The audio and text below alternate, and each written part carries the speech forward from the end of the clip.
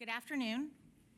Welcome to the inaugural meeting of CSRIC IX, which I formally declare to be open. CSRIC, Communications Security, Reliability, and Interoperability Council, just for anyone who's not clear on that. Sorry.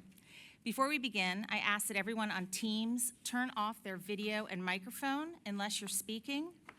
If a member has a question during this meeting or a comment, please, if you're in the room, turn your tent card sideways so that it's upright the long way.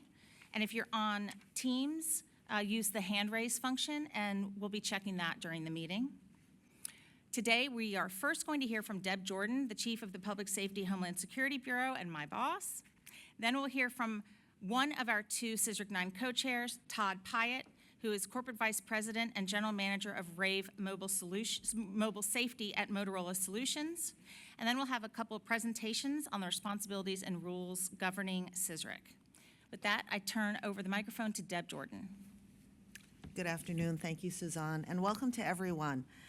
CSRIC IX has a bold agenda. You'll be tackling complex issues that are vital to our nation's public safety and national security as technology evolves. First, Chairwoman Rosenworcel has tasked you with developing recommendations for how artificial intelligence and machine learning can enhance the security, reliability, and integrity of communications networks in a non-discriminatory, transparent, and socially responsible manner. In other words, how can we harness AI for good?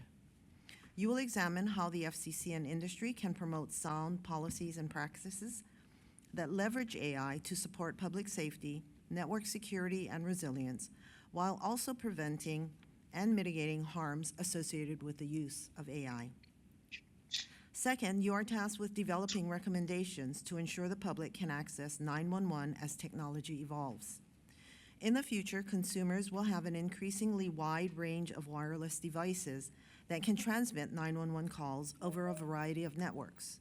You will examine how to best ensure people can call for help across these expanding platforms and options and in the next generation 911 environment. And third, as we look ahead to 6G, you are charged with developing a plan for more secure and reliable 6G networks and services that minimize risks. I have to insert a commentary here and say 6G. I feel like we just got to 5G, but we want to be forward-looking. And so, hey, no pressure. I am optimistic that with the breadth and depth of expertise assembled here, you will deliver meaningful recommendations that will support our efforts at the FCC. Thank you for serving. Another editorial I have to insert. The history of CSRIC is rich and long, but it doesn't necessarily get stale. We have been recently going back and looking at numerous recommendations that CSRIC has made, whether it's related to border gateway protocol security, cybersecurity in general. We've actually mapped CSRIC recommendations to CISA CPGs with great success. And so the work that was done years ago is still relevant today and is still being called out in the work that CISA does. So I can't thank you enough for the work that CSRIC has done over the years. I'd also like to recognize some members of my team. Suzanne Cameron, the FCC's designated federal officer, or DFO, for CSRIC, and Curry and Jacob, Deputy DFO. And I'd also like to welcome Logan Bennett to the role of Deputy DFO. Now, without further delay, I'll turn over to one of CSRIC IX's co-chairs, Todd Pyatt. Todd? Thank you very much. First, I'd like to thank the Commission for the opportunity to serve on CSRIC IX. I'm really humbled by the talented group of people, not just at the FCC, but those of you that have volunteered, and I'm looking forward to learning and working with each of you. Second, I'd really like to thank you for volunteering to join and work on the committee with me. We have some really challenging but rewarding work in front of us. There's some cool projects, and looking forward to it. And seeing the length of time that these can help impact reliability, security, availability, and interoperability of communications in the nation is really impressive. So each of you has agreed to take precious time out of your busy schedules over the next 2 years, and I'm honored to be participating with you on this endeavor. And I'm particularly honored to be also learning and working with my colleague and co-chair, Billy Bob Brown, who I'm sure given his time in the Marines, is going to have good discipline in keeping us on schedule and correction if we veer off course a little bit. So thank you again to each of you for the investment of your time and talents. Now, before I hand things over to Doris Gamble, I'd like to conduct our official roll call. And I apologize, I'm still getting to know some of you, so if I butcher a name or two, please provide some grace here. First, Brendan Abley. Rob Alderfer.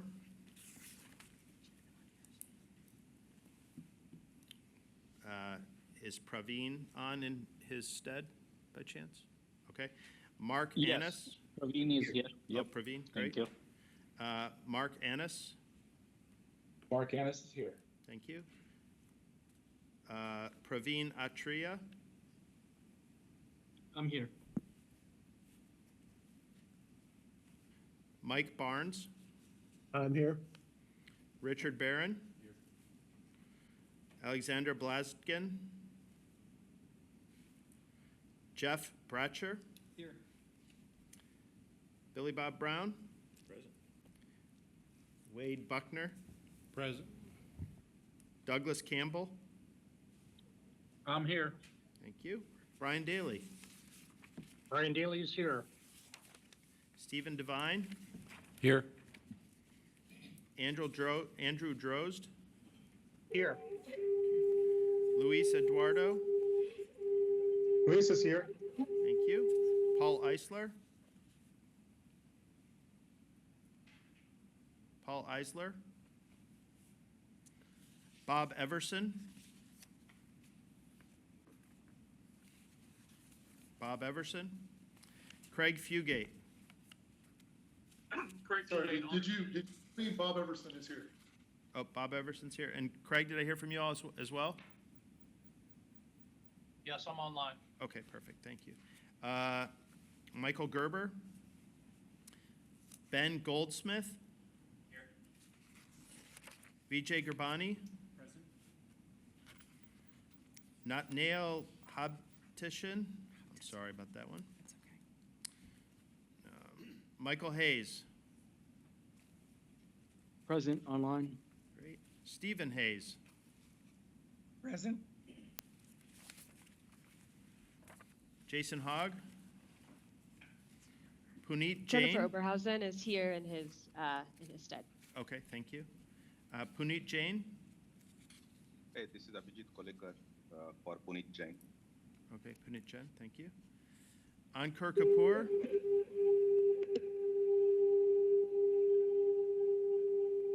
Ankur Kapoor. George Kellerman. Hey, Todd, George is here. Hi, George. Yong Kim. Young Cam online. Great. Lauren Kravitz. Here. Jason Livengood. Present. Tim May. Tim May is present. Martin McGrath.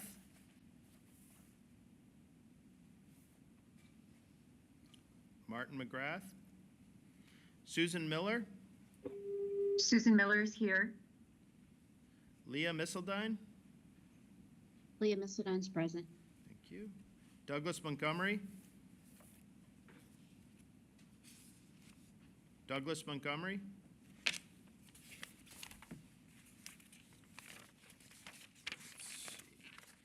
Wow, it's a long list. 52.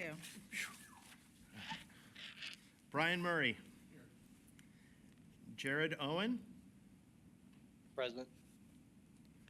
Myself. Michael Reagan. I'm sorry, Michael, was that you? Yes, that's me. I'm here. I'm Okay, remote. great, thank you. Travis Reuter. Here. Travis Russell. Virtually present. Naratham Saxena. Present, I'm here. Tim Schramm. Present, online. Peter Scott.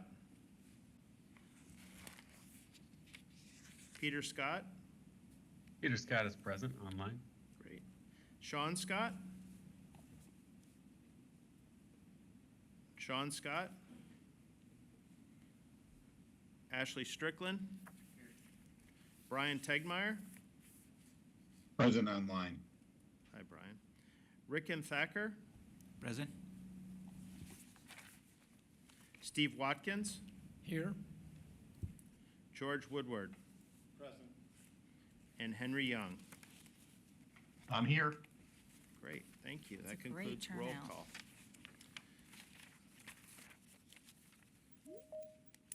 Now, Doris, I think she's going to be on Teams. okay. I'm going to turn over to Doris to discuss records management. Thank you. Can everyone hear me? Ankur Kapoor. Is now joining. Good afternoon.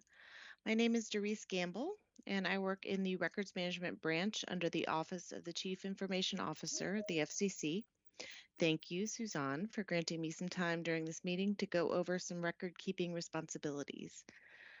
The National Archives and Records Administration, NARA, oversees Is now all records joining. management programs for federal agencies.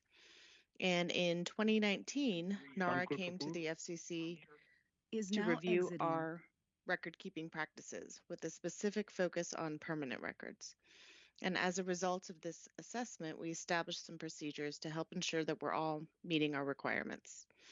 As you all know, the Federal Advisory Committee Act requires that advisory committees create and maintain accurate and complete records of their activities. This includes meetings, discussions, and recommendations. These records are essential for transparency and accountability, and they may be subject to public disclosure. To fulfill our responsibilities under the FACA, it is important that we all do our part to create and maintain these records. This includes taking notes during meetings, preserving relevant documents and materials, and ensuring that these records are properly organized and managed. So federal advisory committees are to be maintained in accordance with the General Record Schedule, or GRS 6.2, and your DFO, Suzanne, will share an electronic copy of the disposition authority, and that outlines all the different types of documentation that's required for us to accession to NARA in accordance with their retention schedule at the termination of the committee, whichever sooner. The disposition schedule, the GRS 6.2, if you hear me refer to that, that's media neutral. That means it applies to all records regardless of their format. So whether they're paper records, audiovisual records, electronic records, etc. Generally speaking, all documentation is already in electronic format. And these meetings are recorded, and they will be in a format that complies with NARA's requirements when we transfer it. So what does that mean to all of you? We've tried to make it simple. So all you're required to do from a record keeping perspective is ensure that your DFO, Suzanne, has a complete and accurate record that documents the CSRIC's deliberations and decisions. The work you all do is very important, and we want to make sure it's documented and preserved. So we've established a mailbox specific to the CSRIC, and every committee member must copy the DFO on all emails pertaining to the business of the committee or its working groups, and also copy the CSRIC mailbox, which is CSRIC@fcc.gov. And then at the appropriate time, we'll work with your DFO to ensure that this mailbox and any other related records get transferred to NARA. So just a reminder that we are all responsible for creating and maintaining accurate and complete records of our activities. And if you have any questions or concerns about your responsibilities, please don't hesitate to reach out to myself or to Suzanne. Thank you all for your attention. That's all I have. I will now turn you all over to Paula Silverthau from the Office of General Counsel. Thank you so much. Thanks, Doris.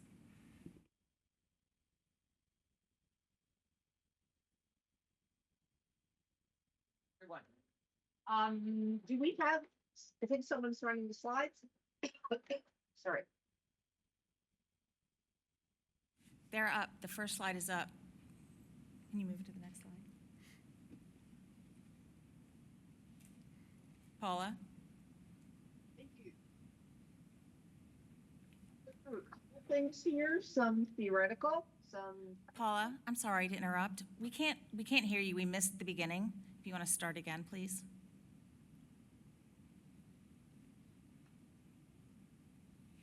We're still not hearing you. okay, sorry, my technological weakness, someone shut my laptop, which means that you couldn't hear me. Can you hear me now? Yes, we can hear you now. Thank you so much. I apologize, sorry about that. So we'll go through a couple of things that some of you who've been on previous VACAs have heard, and some theoretical things and some practical things. So the Federal Advisory Committee Act has been recodified. If you're looking for it, it's now at 5 USC Chapter 10. It was recodified, but there were no changes in substance. But this remains an important act because it governs the operation of most federal advisory committees, other than those that are expressly exempted by statute. And when making decisions of what to do in operating a FACA, we're guided by a couple of principles: openness in government, diversity and balance in membership, and public accountability. Next slide, please. So the FACA requires old-fashioned notice in the Federal Register, and this should be done 15 calendar days in advance of meetings. But as a practical matter, you can find our committee meeting notices also in various forms of FCC releases, public notices, postings on the internet, and other media. And it's important as you conduct your business to realize that meetings are not just, in person or in person combined with Zoom or Team, but they can include, if you have too many people, more than a quorum, they can include teleconferences and any other type of internet-based conference. Okay. Next slide.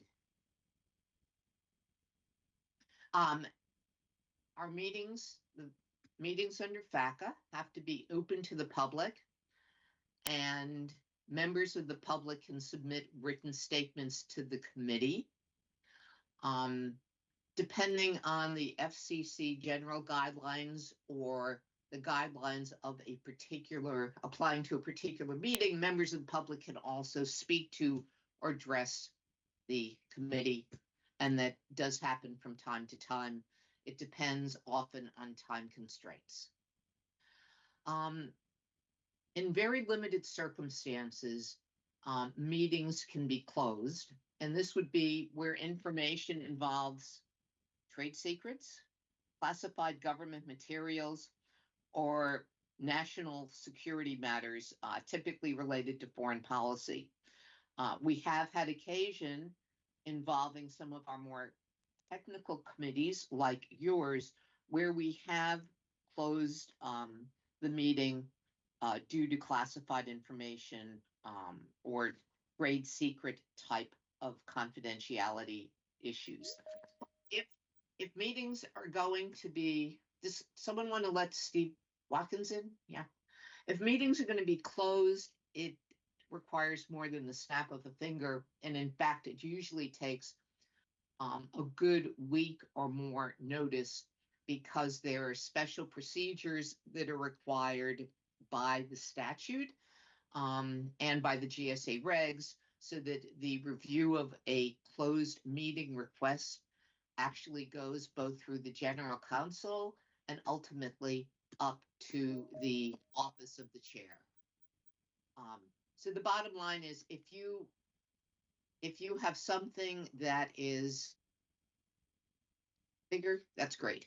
So if you have something that comes up that you actually think you need confidentiality on, or it touches on one of these sensitive areas, please let the FCC staff, your DFO and assistant DFO, and or the chair of your committee know in advance. because it does take some time to get things organized to close meetings.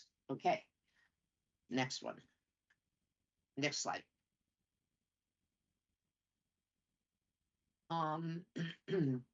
Documents, as Doris said, we retain documents. We also are required by the statute to make documents available. So we have to, under the statute, keep minutes of meeting, and that includes a list of all the people who were present. And the minutes, we typically attach the documents that are received, issued, or approved by the committee. These are all public records, and they're records that the statute feels are important to be easily accessible. So the statute requires that all of our documents, our minutes, our transcripts, reports, the studies that CSRIC may issue must all be available for public inspection and copying, subject only to withholding under FOIA exemptions. If there are documents that you as members or the public want to obtain, the most practical way to do this is to make a request to the committee staff. Next slide. Okay, just quickly, the role of your committee chair and your vice chair. Typically, they serve as a focal point for all of you. The chairs are often involved in determining what working groups make sense, and in helping to sort through naming the chairs. And your chair and vice chair typically conduct all of your meetings, and the goal is, wherever possible, to build consensus. They also, your chairs might suggest meeting agendas. Next slide. Designated federal officer has critical duties under the statute as well as under the GSA regulations. So your DFO will call all the meetings. Your DFO will approve the agendas in advance of the meetings. And this typically includes not just the meetings of the parent committee, but the agendas for your working groups. The chairs can open and close the meetings as required, and your chairs help maintain all the committee records. Now, here I emphasize something that Doris said, which is, please copy your DFO on all emails pertaining to the business of the committee and the working groups. And the chair also ensures taking minutes at committee meetings. Okay, next. Okay, we'll skip this page because Doris has covered it on record keeping. Next page. Okay, informal working groups or subcommittees, very important. A lot of the tough business of the advisory group is done through the subcommittees, and subcommittees can do their work informally and will make suggestions to the full committee on their assignments. So informal working groups can and should gather information, but please don't use formal surveys. We'll get to that later. Can develop work plans, can draft preliminary views and proposals, and can discuss among themselves, and then bring to the full committee preliminary findings. Next slide. But there are constraints on what informal working groups can do. So, as I always say, the informal working group can't become the de facto parent advisory committee. So what does that mean? It means that it can't make recommendations to the full CSRIC that the working group wants to just be rubber stamped without further action or consideration by the full committee. And this is really important because, well, on a variety of means, but if there's not a full discussion of the preliminary findings and recommendations of the working groups, at the parent level, then it could be found that the working group was acting like a full FACA. And that's a problem because most of your working group meetings will be done in private. So if a working group became a de facto parent group but held closed meetings, then any recommendations that were based on those closed meetings that are not fully discussed at the full committee level could be found to be non-compliant with FACA and therefore not able to actually be used by the commission. And that would be bad. That would be bad because a lot of times the commission from time to time relies in making its determinations on the specific findings and reports of our advisory groups. So we want to we want to be sure that whatever the CSRIC sends up as a full recommendation to the commission can be relied on in our orders without risk of someone saying, well, it was really done behind closed doors. There were not public meetings at all, was never discussed in a public meeting sufficiently, and therefore, it's invalid. Okay. So very important to have full discussions at the full committee level, no rubber stamping. And that might be as simple as when you get to the full committee and there are some technical matters that maybe are not within your realm of knowledge, feel free at the full committee, don't hesitate to ask questions about the basis for the recommendations that are coming out of your working groups. That's actually a helpful thing in the long run, and feel free to propose alternatives or edits to the working group reports. Okay. The working groups, it follows, cannot speak on behalf of the full committee without prior approval. And similarly, a working group cannot take its preliminary findings and preliminary reports and send them directly to the commissioners because, again, they're just preliminary findings and preliminary reports. So any final recommendations can be moved forward only after a formal vote by the full CSRIC. Okay. Next page. A couple of cannots, and this has come up several times in the past year with some of our groups. Just a reminder that in a sense, our advisory groups are an arm of the agency.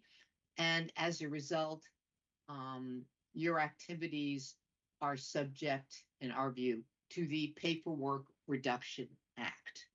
And that means if a survey with identical or nearly identical questions is sent out to more than 9 people, that will require approval of OMB. And that approval would take something between 3 to 6 months, depending on whether you get emergency authority. So please, if you have questions that come close to being a survey, work with the DFO, and your DFOs will come to OGC to see whether we would need OMB authorization. And in most cases, we're able to work with our advisory groups to find other ways of getting the information rather than using a survey. For example, sometimes we can help make your questions more general and then post them through a public notice. That's something we commonly do. In other instances, I've had occasion where we divided up the survey questions and sent out 9 questions on one topic to one group and 9. But the key thing here is just please, if you need to get something that sounds like a survey that has not had PRA approval, please flag that for your DFO and we'll work with you to figure out next steps. Okay. In addition, most meetings conducted by informal working groups are not subject to the open meeting and public notice requirements of FACA. However, and we are still studying this, last month, GSA issued some revised regulations, and it's possible under those regulations, there will be a need to open up some working group meetings to the public. And there's some, let me say, what I consider somewhat ambiguous language in the new GSA regs. So we're just trying to sort through some guidance that we can provide people. But for the time being, our advice is you can still have all of your meetings, at least most of your meetings, privately. You don't have to have public notice. But Suzanne and others that you work with might be speaking to you about headings and disclosures to put on some of your preliminary papers, reports, and findings to make clearer that they're just preliminary findings. That's one feature we might be instituting that we haven't done before. So when you get to the time of working on reports, your liaisons and chairs may want to circle back with Suzanne and with OGC in case we've been able to ascertain some additional guidance to give you. Okay. And another important practical matter is just be careful when setting up the working groups. They should all have less than a quorum of the full committee. Because if you go more than a quorum and then you have a meeting, you've actually now had a FACA meeting, which has to be, open and public. Okay, next slide.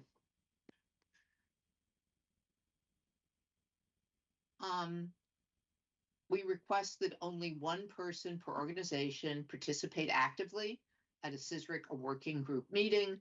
From time to time, there could be exceptions where the assigned member is not necessarily the most knowledgeable person about a subject at your organization.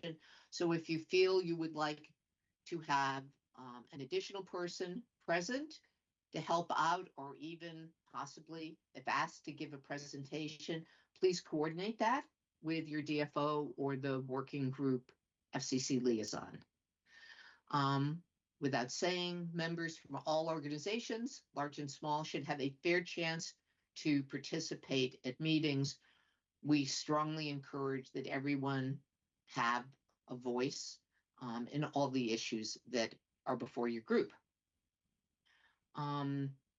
So typically attendance at working group meetings should be limited to the appointed members from the organization or their alternates.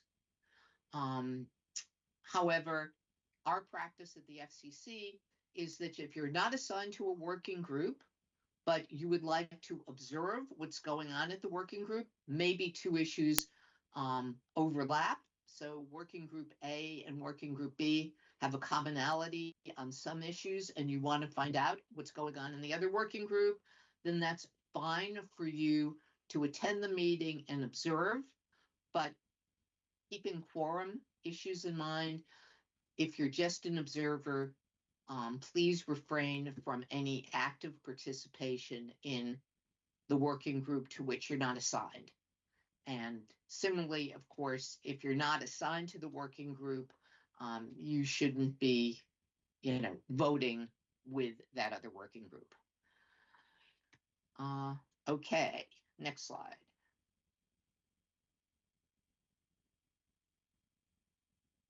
This relates to what I said a little bit before. If there's some issue before a working group in which another person at your organization might be better suited to speak, let your chairs know, let the FCC staff know, and typically they would give permission to have this additional or possibly substitute person present.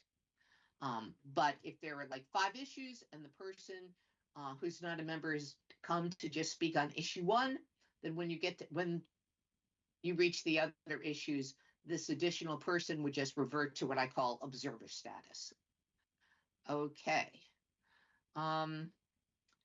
Similar process for invitees. Sometimes you want to invite an outsider that's not from a member organization to attend a closed working group meeting to give a presentation on a specific issue and get some more perspectives on it. That is fine, so long as the presenter leaves the meeting after concluding the presentation and responding to any questions and answers. The basic rule to observe here is that once the working group goes into private deliberations, third parties not affiliated with members should not be present. And finally, on this slide, each organization gets only 1 vote, regardless of how many alternates or observers may be at a particular meeting. Okay, next slide. Okay, ex parte rules. Typically, your CSRIC staff either have already issued or will soon issue an FCC public notice providing a limited waiver of the ex parte rules. As many of you probably know, the ex parte rules are triggered when there are presentations made to that involve FCC decision makers. So our ex parte notices typically exempt from the rules presentations made at a committee meeting or a subcommittee meeting, and presentations between committee members and FCC staff or commissioners when those presentations are in connection with committee meetings, committee business, or possibly even forums that the committees have. But to the extent that there's a discussion that relates to matters pending before the commission, that the person speaking to the staff are not presenting the views of the advisory committee, but instead you're giving the views of your organization, the exemption doesn't go to that. The exemption follows your business working for the advisory committee, and you're not exempt because of who you are, but you have to be acting in your capacity as a committee member. So if your organization has a particular view on something, and you're speaking to a decision maker because of your organization's view, the fact that you're a member of the advisory committee does not make you exempt from the ex parte rules. Okay, next slide. Okay, and the final thing is, and I don't know whether it's come up with your committee, but often members of our advisory committees or working groups get asked to express their views or let people know what's going on by social media, by the local media, etc. It's important that if you're asked to speak about issues that are pending before your advisory group or the working groups, that you should make clear that if you're expressing views about those topics, they're your individual views and not those of the committee or the working group, unless that issue has already been voted on, formally and by the CSRIC. Or unless those views are, it could also be that there's a preliminary report that's been issued in public by the working group. You're free to say what's in that report, but if you have views that differ from the views in the report, that's fine, but you should identify those as your individual views. Because we don't want to create, if you're giving your individual views, which is fine, you don't want to create the erroneous impression that everyone on the CSRIC or everyone in the working group happens to have the same view.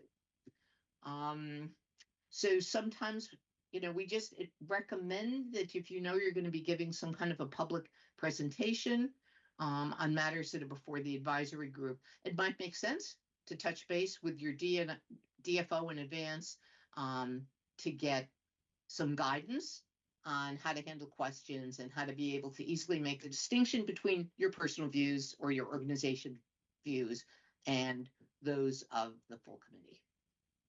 So that took a while. I hope it was useful. If anyone has any questions on anything, I'm happy to take them.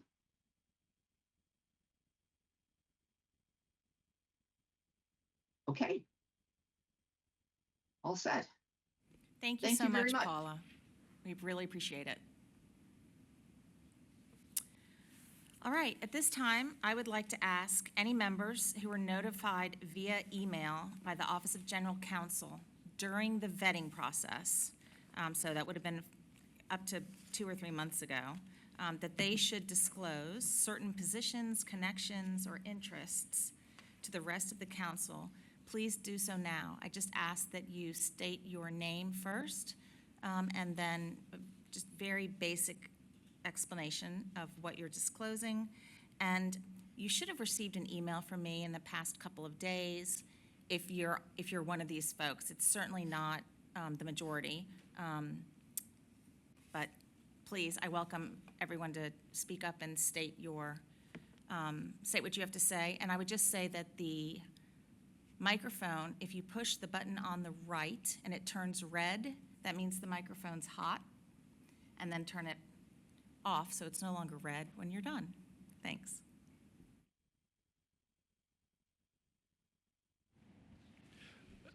Steve Devine with APCO International.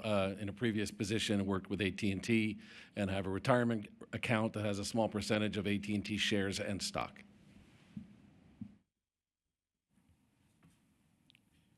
Hi, this is Brandon Abley Nina. I am also the sitting chair of the Alliance for Telecommunications Industry Solutions Emergency Services and Interconnection Forum.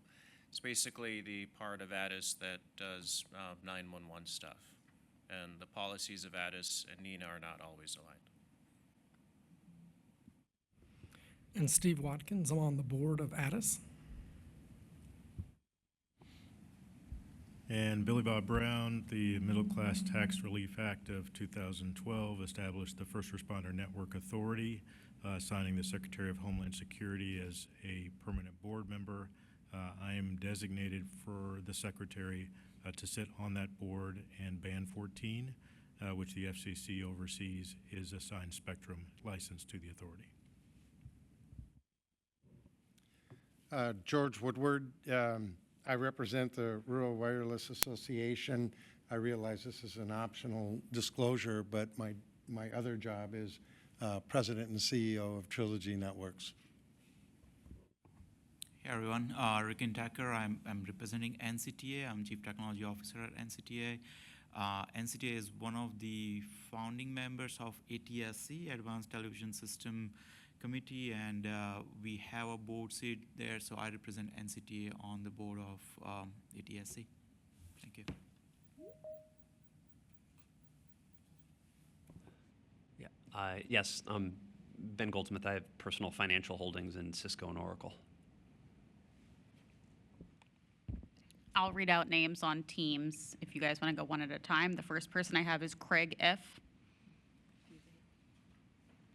Craig Fugate. I'm going to give 4. This is over communicating, but I'm on the board of Pacific Gas and Electric and a shareholder. I'm on the board of Genesis and a shareholder.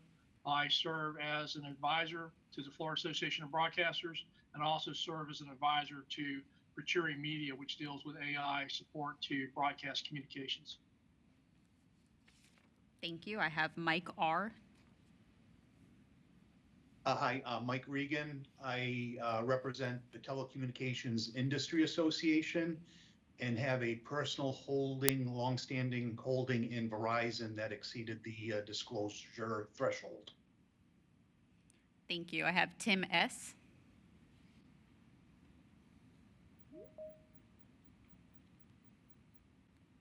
Tim Schramm. Yes, I currently serve on ITRS Interstate Telecommunications Relay Service Advisory Board. Also, the Nebraska Public Service Commission has a current contract with Lumen Technologies for next-gen EZNet and core services. Brian T. Yes, my spouse works in the 911 industry for NENA, the National Emergency Number Association, and also for 911 Under Women, a nonprofit. Brian D. Yes, hi, this is Brian Daly, representing AT&T. I also hold a board position for the IEEE International Standards and Technology Organization. Thank you. I have Leah M. Leah Missildine. I serve as an advisor to the 911 Wonder Women Board, a nonprofit. Louise E. Hi everyone, Luis Eduardo representing Hewlett Packard Enterprise here. I am also a member of the Technical Advisory Committee for the Cybersecurity and Infrastructure Security Agency, and I also run a small security conference in Brazil. And I have Jen O. Hi, my spouse is employed by Intel and has stock holdings in Intel as part of that employment relationship.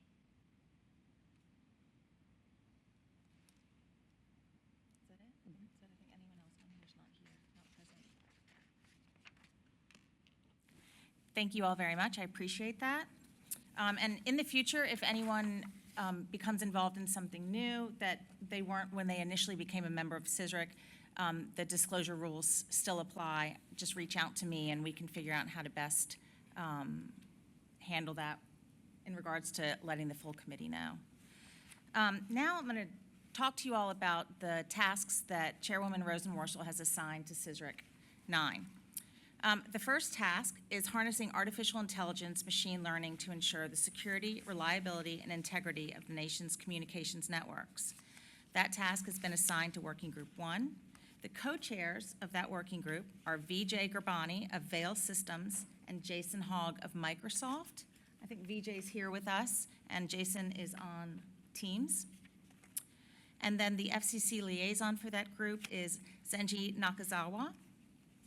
The chairwoman is specifically asking CSRIC to recommend how to leverage artificial intelligence and machine learning to enhance the confidentiality, integrity, and availability of communications networks.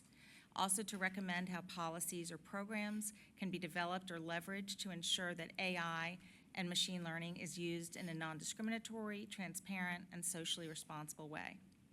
She's asked that you develop a comprehensive understanding of AI that will serve as a foundation for examining the benefits and challenges AI poses to the integrity of communications networks and what policies or actions the FCC should consider to mitigate the harms posed by AI.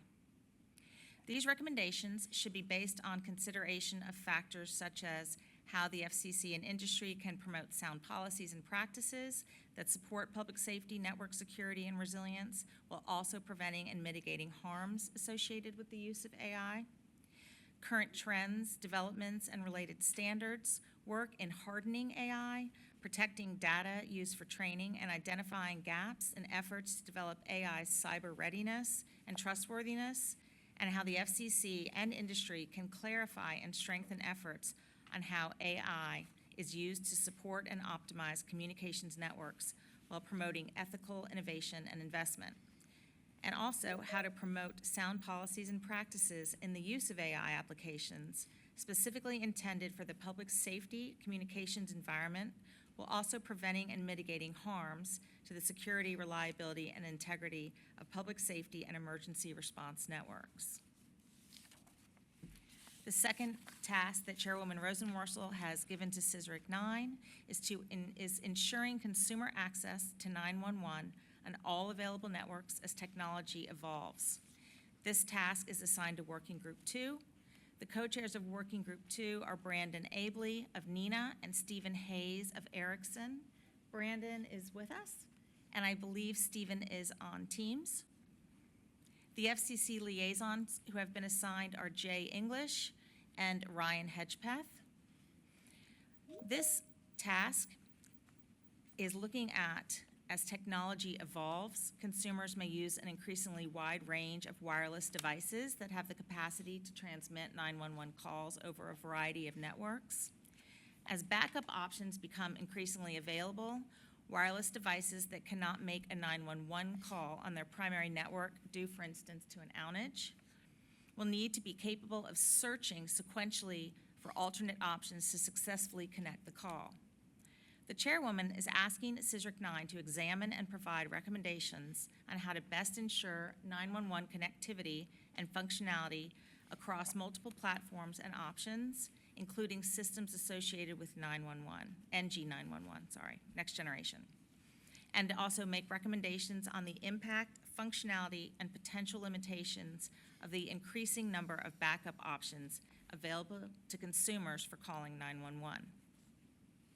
The third task that the chairwoman has given to CSRIC IX is preparing for 6G security and reliability. This task is assigned to Working Group 3.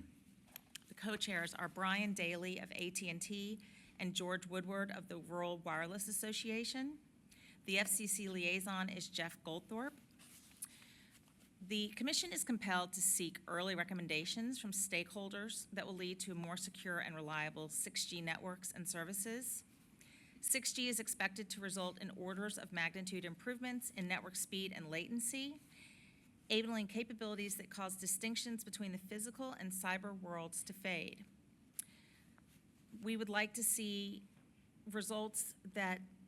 recommendations that talk about how an early foray into examining and addressing the potential security and reliability risks in emerging 6G networks and services can be handled.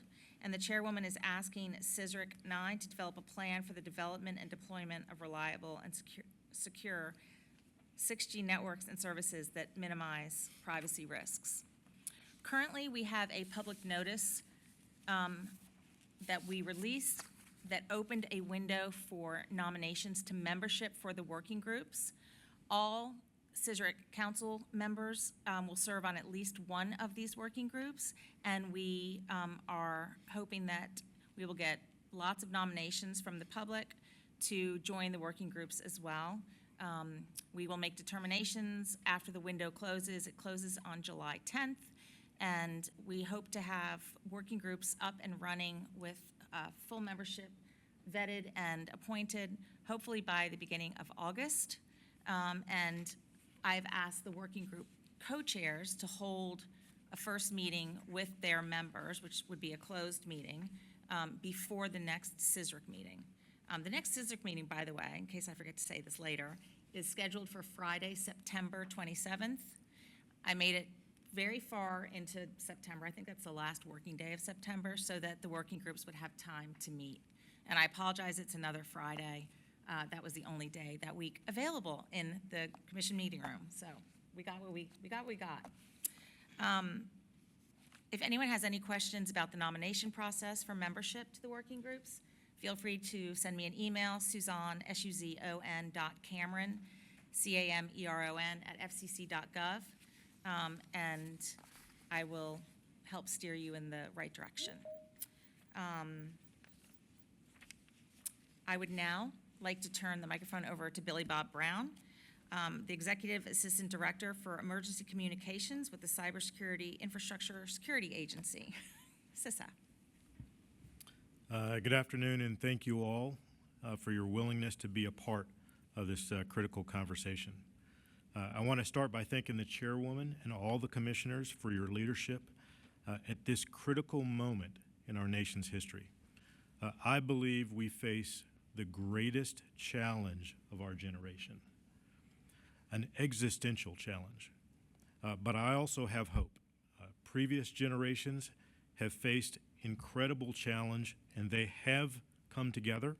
They have struggled and achieved unity and succeeded in overcoming adversity and adversaries. I am Billy Bob Brown, Jr., the Executive Assistant Director for Emergency Communications, at the Cybersecurity and Infrastructure Security Agency, or CISA. At CISA, we are focused principally on partnerships. We work with partners to achieve the vision of improved security and resilience for critical infrastructure that people depend on every day and in times of extraordinary devastation. As national coordinator, we lead efforts to understand, manage, and reduce risk. I applaud the Commission's effort to inspire partnerships and bring together not only members of the federal government's interagency community, but also members of industry, academia, and nonprofit organizations. Just as our Constitution's preamble acknowledges that it takes we, the people, working together to form this great union, it takes all of us, industry, academia, nonprofit, and government, working together to secure the blessings of liberty for ourselves and our posterity. 3 years ago, the Commission wisely assembled CSRIC VIII and tackled incredible challenges, including next-gen 911 over Wi-Fi and secure Open RAN, as well as others. Just at the right time, the Commission has again assembled this CSRIC IX, to tackle strategic challenges that our nation faces. I'm looking forward to working alongside you as we begin this important work. Thank you. Thank you, Billy Bob. I'm looking at the time, and the next two speakers that we have are scheduled for a little bit away, so I think it'd be best if maybe we take a 5-minute break. There are bathrooms outside in the lobby, not beyond the first set of doors, but in between here and the next set on either side, and we'll reconvene in 8 minutes or so. That's okay? Thank you.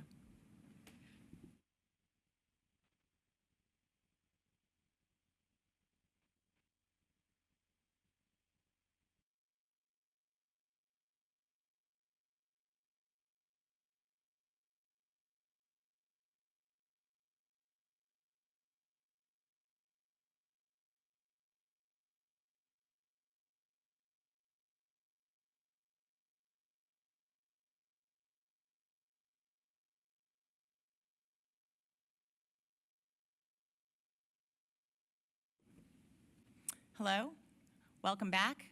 We're going to restart the CSRIC IX meeting. Right now, we will have Sanford Williams joining us to speak about AI and the FCC. Sanford has worked at the FCC since 1999 and is currently the Deputy Chief of Staff for FCC Chairwoman Jessica Rosenworcel. He is also a lecturer in law at UCLA School of Law and joins us today to discuss artificial intelligence and the FCC. Sanford? Great timing. Thank you very much. Can you hear me okay? Yes, we can hear you great. Perfect. All right. Well, good afternoon to the CSRIC co-chairs, Brown and Piet, DFO Suzanne Comran, PSHSB Chief Deb Jordan, members of the CSRIC IX, and FCC staff. And welcome to both everyone who's in the commission meeting room, sorry I can't be there with you today, and those who are participating remotely. Thank you for inviting me to today's meeting, and please allow me to introduce myself a little bit more. I'm Sanford Williams. I serve as the FCC Chairwoman Jessica Rosenworcel's Deputy Chief of Staff, and I'm delighted to speak with you for a few minutes. They said I couldn't talk an hour, just a few minutes, so just a few minutes about your work and about AI. I've been with the Commission for 25 years, serving in a variety of roles and offices, and as Ms. Cameron mentioned, I've had the pleasure of teaching at UCLA Law School for the past 3 years. These experiences have provided me with lots of opportunities to work with and look at AI from a variety of perspectives. AI encompasses a wide range of technologies, but today I will focus on AI and the FCC. I'll try to be succinct, and I like to tell jokes in class, so I will just say I'll try to be a little more focused in the debate last night, and I'll just leave it at that. Anyhow, artificial intelligence has swiftly transitioned from a futuristic concept to an integral part of our daily lives. From voice assistants like Siri and Alexa to advanced machine learning algorithms predicting consumer behavior, AI is literally everywhere. One pundit listed their list of top 10 powerful examples of AI. If I were there with you and we were in a class, I would quiz you on it, but I won't do that today. But for the sake of time, I'll just read to you the pundits' 10 examples. I will note, though, at the outset that they did miss one example, healthcare. And I don't know how many of you have used AI in healthcare at all, but AI is really big in healthcare and has been a really big benefit to folks in healthcare. Anyhow, the list was 1, maps and navigation, 2, smart cars, 3, text editors or autocorrect, 4, facial detection and recognition. I know our folks in CISA are working on that. Smartphones, number 5, 6, smart home devices, 7, social media, 8, chatbots, 9, e-payments, and 10, video games. So as you can see, AI is all around us. As we embrace these and other myriad benefits of AI, it is essential to navigate the challenges it poses, particularly in the realm of communication and regulation. And before we go further, I thought it might be helpful to define AI because folks say AI all the time, but there's not a definition. Here's a definition that I kind of crafted, which I think defines AI in a good way, but you can let me know. My definition is that AI is broadly defined as the multitude of digital technologies which mimic the analytic abilities of human intelligence. They are the multitude of digital technologies which mimic the analytical abilities of human intelligence. Some of you may wonder, why is the FCC involved with AI at all? And why we have assigned the CSRIC the task of specifically harnessing artificial intelligence machine learning to ensure the security, reliability, and integrity of the nation's communications networks. Well, there are a variety of reasons, but before we get into that, I found 2 videos, both pretty brief, which I want to show you and play for you. And then after these videos are shown and played, then we can delve more into what the FCC is doing with AI. So if the folks in the AV room could cue up the first video for me, it's a 30-second video, and it's a voice video, so to speak, that was on NBC News about a robocall. A bunch of malarkey. We know the value of voting Democratic when our votes count. It's important that you save your vote for the November election. We'll need your help in electing Democrats up and down the ticket. Voting this Tuesday only enables the Republicans in their quest to elect Donald Trump again. Your vote makes a difference in November, not this Tuesday. If you would like to be removed from future calls, please press 2 now. Thank you, folks, for playing that. And as you probably all know, that was a fake robocall using AI. It wasn't really Joe Biden speaking. The second video is a 1.5 minute CNN video, which I thought was very instructive. And I actually played this in my class, and folks were kind of confused by it. So the folks in the room at the FCC can play that 1.5 minute video for me, and then I'll be back to talk after that. Welcome to The Whole Story. I'm Anderson Cooper. Artificial intelligence, or AI, is an incredibly powerful technology which may change many aspects of our lives. The CEO of Google's parent company, Alphabet, which has invested heavily in it, recently said AI's impact could be more profound than electricity or even fire. But many worry about what that impact might turn out to be. Could AI one day replace humans? And if so, how might that happen? We've already seen some service-based and manufacturing jobs turn to AI in a big way. But what about other industries? Can AI replace journalists or news anchors? Perhaps it already has. Because what you just saw and heard a moment ago was not actually me. This is me, Anderson Cooper.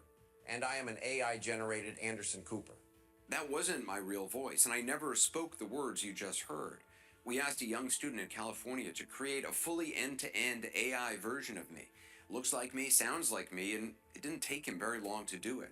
This AI version of me was created in just a few weeks, actually, with open source tools. And remember, this technology is still in its infancy. It's only going to get better, faster, and more accurate, which raises all sorts of questions. Like, how will we know what's real and what is not? Not just when it comes to believing what you see on TV, but everything from creating art, fighting wars, even waging political campaigns. So that was the real Anderson Cooper and a not real AI-generated Anderson Cooper. I want to thank Jeff and Steve and our incredible FCC AV video team for loading this up for me really quickly, because I just told them this morning, can you please do this for me? And they did it, so thank you all for doing that. I'm going to get back to both of those videos in a second. I'm going to give you some background and then get specifically into why we're doing it with the CISRIC. So the FCC was established in 1934. We celebrated our 90th anniversary on June 19th this year, and we have a mission and statutory mandate to regulate interstate national communications by radio, television, wire, satellite, and cable. This mission includes the intersection of AI and communications. In addition to this statutory mandate, President Biden issued an AI executive order in October 2023, which stated, quote, "We need to ensure that America leads the way in seizing the promise and managing the risks of artificial intelligence. This executive order establishes new standards for AI safety and security, protects Americans' privacy, advances equity and civil rights, stands up for consumers and workers, promotes innovation and competition, and advances American leadership around the world." In that order, the president specifically delineated some tasks to the FCC. Specifically, the order said the FCC is encouraged to consider actions related to how AI will affect communications networks and consumers, including by, and these are exact words, examining the potential for AI to improve spectrum management, increase the efficiency of non-federal spectrum usage, and expand opportunities for the sharing of non-federal spectrum. It also told us that we should specifically coordinate with NTIA, the National Telecommunications and Information Administration, to create opportunities for sharing spectrum between federal and non-federal spectrum operations, that we should provide for support for efforts to improve network security, and this is you specifically, CISRIC, to improve network security, resiliency, and interoperability using next-generation technologies that incorporate AI, including self-healing networks, 6G, and Open RAN. And it also told us we should encourage, through rulemaking, efforts to combat unwanted robocalls and robotexts that are facilitated or exacerbated by AI, and deploy AI technologies that better serve consumers. So this is where you come in. The FCC has talented, wonderful staff who realize that obtaining the best results, we need help. To obtain the best results, we need help from experts like yourselves.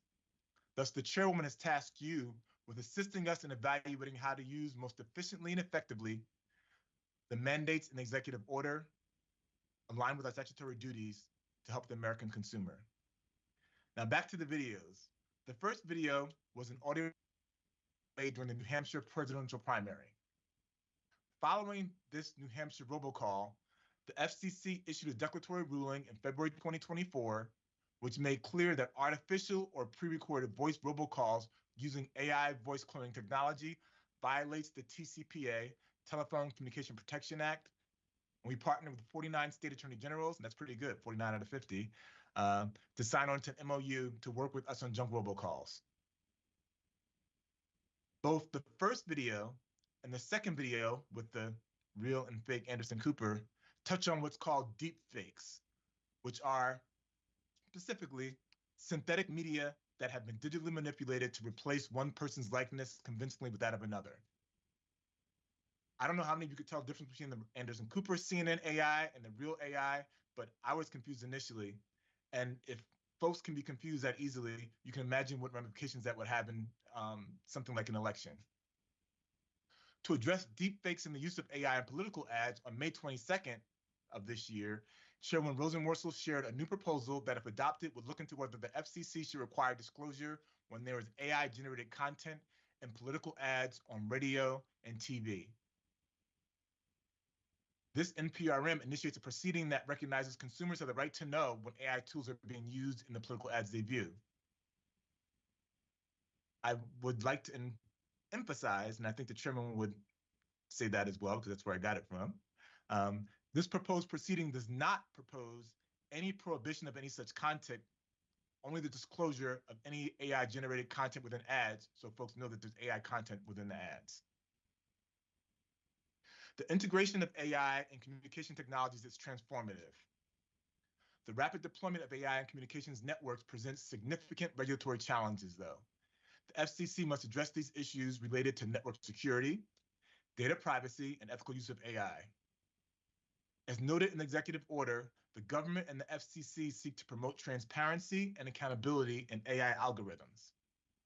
This involves not only setting regulatory standards, but also fostering collaboration with industry stakeholders, such as yourself, to develop best practices for ethical AI deployment. Additionally, the FCC can support initiatives that bridge the digital divide, ensuring that all Americans have access to the benefits of AI-driven technologies, which includes promoting broadband development in underserved areas and supporting programs that enhance digital literacy. In conclusion, the intersection of AI and the FCC is a dynamic and critical area that will shape the future of communications and technology. As we navigate this rapidly changing landscape, collaboration, transparency, and a commitment to public interest must guide our efforts. I want to thank you for inviting me to spend time with you today, and I extend my gratitude to all of you, CISRIC members, the working groups, the FCC staff supporting your efforts for your hard work, and the dedication and diligence of you all in CISRIC to help us with this important topic. After I'm done, you will next hear from my amazing boss, Chairwoman Jessica Rosenworth, who has worked tirelessly to ensure that the FCC follows its statutory mandates and also ensure that all Americans benefit from the advent of AI. Thank you very much for your indulgence and your time.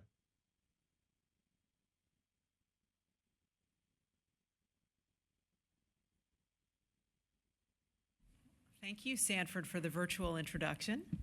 That might be a first. All right. Hello, CISRIC. I know that CISRIC and you folks have always been a hard-working group, but I think you're raising the bar by working in the Washington heat on a summer afternoon late on a Friday. And I know that most of your work is done for the day, and I'm probably standing between you and a weekend, so I have just two messages for you. The first and most important is thank you. All told, we have 52 members who are joining us, who are bringing a wide range of expertise to CSRIC IX. You represent federal, state, and local government, large and small telecom providers, the public safety community, manufacturers, and folks with expertise in the fields of cybersecurity and artificial intelligence. You're leading experts in your field, and we are so grateful that you have volunteered to be a part of this effort. So I also want to thank your leaders. So let me call out Billy Bob Brown Jr. from CISA. Thank you so much for coming back after serving as co-chair as CSRIC VIII. And it's going to be hard to surpass CSRIC VIII's work on 5G network security and mitigating the vulnerabilities of software and cloud services, but I think you're up to the challenge. I also want to welcome Todd Pyatt from Motorola, a CSRIC first-timer, to his role serving as CSRIC IX's other co-chair. So message one, accomplished, that's thank you. Message two, as this group wraps up its meeting, is that your work is really, really important. How important? Let me just quickly elaborate. I know it's Friday in the summertime, and it's not just any Friday. It's the last Friday before July 4th. And everyone here, of course, knows the Declaration of Independence. We hold these truths to be self-evident, that all men are created equal, that they are endowed by the Creator with certain unalienable rights. Among those are life, liberty, and the pursuit of happiness. Like me, maybe you were made to memorize that in grade school. But it's actually the lesser-known line about a sentence later that I wanted to emphasize, because Thomas Jefferson wrote, "It is the right of the people to institute a new government, organizing its powers in such form as to them shall seem most likely to affect their safety and happiness." That's right. The concept of public safety is introduced in the third sentence of our nation's founding document. Take note. Also, note this. A little less far back in history, it was 90 years ago this month that the FCC was founded. Its purpose is laid out in the very first sentence of the Communications Act, which, to be honest, is a run-on sentence that would give William Faulkner pause. But it makes clear that the commission was created for the purpose of promoting safety.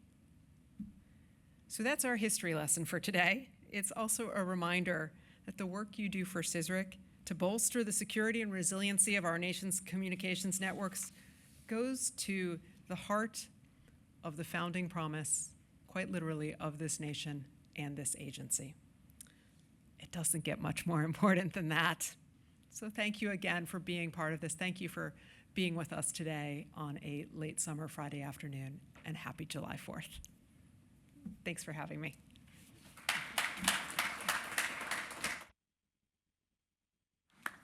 Thank you, Chairwoman Rosenworcel.